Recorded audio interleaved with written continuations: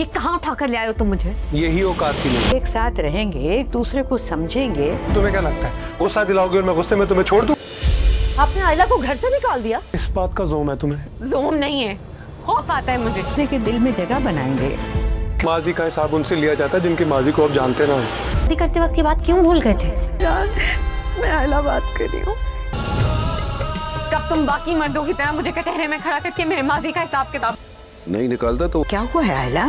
साकिब साहब आयला और ऑन को दूसरे घर शिफ्ट होने का कह देते हैं और ऑन आयला को लेकर दूसरे घर शिफ्ट हो जाता है। वो घर आयला को कुछ खास पसंद नहीं आता और वो ऑन से कहती है कि कहाँ ले आए हो मुझे। ऑन कहता है कि यही मेरी औकात है। दूसरी तरफ शमसा बेगम ने घर में लड़ाई डाली हुई है कि आयला को आपने इस घर से जाने का क्यों कहा है। तो साकिब उसको समझाते हुए कहते हैं कि वो पागल लड़की दूसरी बार फिर अपनी जिंदगी खराब करने पर तुली हुई थी। उसने शामी को अपने कमरे में बुलाया हुआ था, जिस पर शमसा बेगम चुप हो जाएंगी और उन्हें अपनी बेटी की गलती नजर आएगी। बीजान को भी काफी खुशी है कि आयला और ऑन दूसरे घर चले गए हैं और जैसे वो एक दूसरे के साथ वक्त गुजारेंगे तो शायद एक दूसरे को समझ सकें।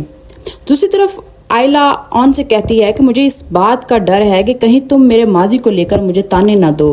तो ऑन कहता है कि ताने उनको दिए जाते हैं जिनके माजी का ना पता हो, मुझे तो तुम्हारे बारे में